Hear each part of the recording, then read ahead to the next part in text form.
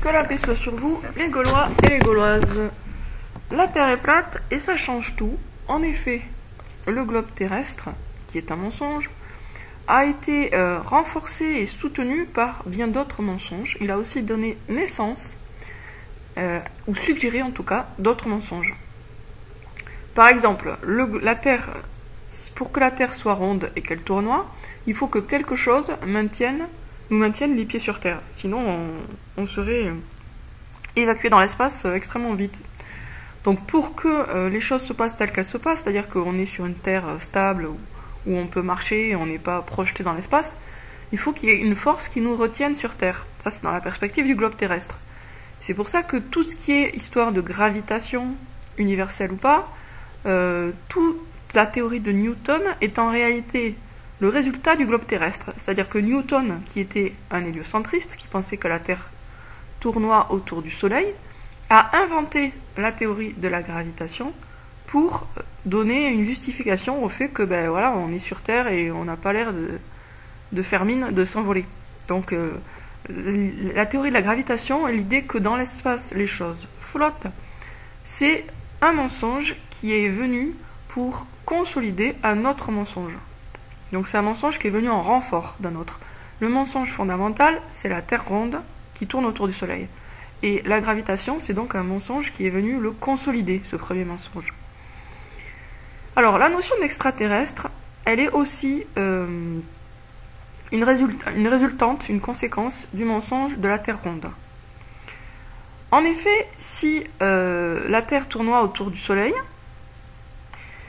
eh bien, rien n'empêche de penser qu'il y a ailleurs d'autres soleils autour desquels tournoient d'autres terres. Et c'est ce que ont supposé certains philosophes et penseurs au XVIIe siècle. Je pense en particulier à un texte qui s'appelle « De la pluralité des mondes », qui est donc la conséquence en fait de l'héliocentrisme. C'est-à-dire c'est une conséquence théorique de l'héliocentrisme. Si le Soleil est au centre et que la Terre tourne autour, pourquoi pas d'autres soleils ailleurs, avec d'autres terres qui tournoient autour. Du coup, les étoiles qui, dans la perspective où la Terre serait ronde, sont censées extrêmement loin, pourraient être ces autres soleils. Le globe terrestre, le mensonge du globe terrestre, donne donc naissance à l'idée que les étoiles que nous voyons dans le ciel sont en réalité des soleils, comme le nôtre, qui pourraient très bien avoir eux aussi des terres qui tournent autour. Et du coup, pourquoi pas des extraterrestres sur ces terres-là. D'où pluralité des mondes. Vous voyez du coup comment l'idée même d'extraterrestre est la conséquence de l'héliocentrisme et de la Terre ronde. Donc ce mensonge fondamental de la Terre ronde qui tournoie a donné naissance au mensonge des extraterrestres. Mais c'est un mensonge puisque 1. La Terre est plate et 2. Les étoiles ne sont pas des gros soleils très lointains, mais des petites loupiottes très proches, qui sont fixées, ou pas d'ailleurs, sur la voûte céleste, qui elle-même est solide. Donc la Terre ressemble un peu à un plateau à fromage, avec la voûte céleste au-dessus, qui ressemblerait, qui figurerait la voûte céleste. Et les étoiles ne sont pas d'énormes boules de feu avec des boules de matière solide qui tournoient autour, mais des lumières, on ne sait pas trop de quoi, qui se promènent, se baladent contre cette voûte céleste. Du coup, les extraterrestres n'existent pas et ne peuvent pas exister, puisque s'ils existaient, ils n'auraient aucun domicile, aucun logis. Ils ne peuvent habiter en réalité que sur Terre. S'ils habitent sur Terre, c'est plus extraterrestre. On est d'accord. Et du coup, chaque fois que des gens ont vu des extraterrestres, ils ont vu autre chose. Alors, qu'est-ce qu'ils ont vu ? Dans certains cas, ils ont vu des êtres humains, tout simplement. Il y a eu des témoignages de personnes qui ont vu des soucoupes volantes avec un soi-disant extraterrestre qui en sort, et puis cet extraterrestre, il ressemble à Monsieur Tout-le-Monde. Donc en fait, c'est des gens quoi. Parce qu'une soucoupe volante, ça n'implique pas un extraterrestre. Une soucoupe volante, c'est juste un moyen de transport au même titre que le vélo, et la montgolfière, l'avion et le bateau. Donc parfois, les extraterrestres ont tout simplement été joués par des êtres humains ordinaires. Mais ils ont aussi été joués par des enfants déguisés. J'ai lu le témoignage d'une femme qui, quand elle était petite, elle venait d'une famille de satanistes, pas de hasard, a dû jouer sur un théâtre avec d'autres petites filles le rôle d'extraterrestre. les petites filles étaient nues, maquillées, et on leur avait mis des grosses têtes postiches. On les a fait monter sur ce théâtre qui restait peu éclairé, et elle a senti que les gens qui les voyaient avaient peur. Donc ils les prenaient vraiment pour des extraterrestres, des petits gris. De même, j'ai lu dans un autre livre des témoignages qui révèlent que les extraterrestres de Roswell, qui ont été disséqués, c'était en fait des enfants qui avaient subi de la chirurgie esthétique ou des manipulations génétiques.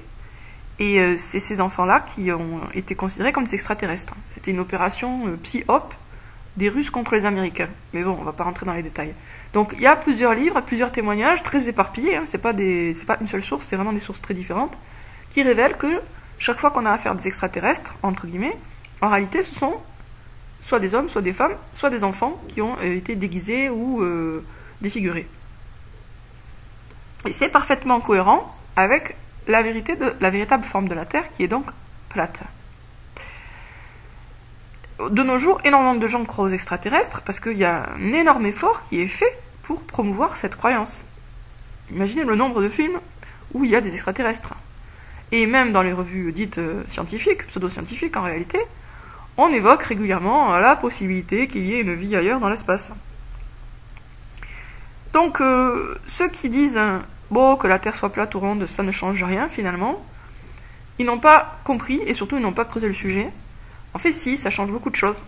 Quand on a bien compris que la Terre est plate et qu'on a bien compris comment le mensonge du globe terrestre a donné naissance à d'autres mensonges très nombreux, les trous noirs, les extraterrestres, la gravitation, les voyages sur la Lune, les stations spatiales, les satellites qui soi-disant nous surveillent du haut du ciel, alors que rien du tout. Hein. Dans le ciel, il n'y a rien qui flotte, tout tombe sur Terre en fait. Les fusées mises en orbite, tout ça c'est du flanc, du vent, etc. Donc il y a beaucoup en fait de conséquences. Quand on a bien compris que la Terre est plate, beaucoup de mensonges qui s'effondrent. Après bien sûr il faut creuser, hein. C'est pas juste l'idée que la Terre est plate qui permet de comprendre tout ça, il faut creuser. Mais le mensonge du globe terrestre a eu une répercussion énorme sur la conception de l'espace, puisque avec une Terre soi-disant ronde, tournant autour du Soleil, alors là je ne saurais pas vous expliquer le détail, mais ça impliquait forcément que les étoiles que l'on voit se situent à une énorme distance. Et du coup ça devient forcément énorme. Les étoiles sont forcément énormes et très loin, au lieu d'être plus petites et plus proches. D'où les extraterrestres et plein d'autres choses. Voilà, donc conclusion, la Terre est plate et ça change tout, et entre autres ça change que les extraterrestres sont une impossibilité, ce qui est confirmé par le fait que quand il y a eu extraterrestres, c'était des faux extraterrestres. Sur ce, je vous dis à très bientôt les amis pour une prochaine vidéo.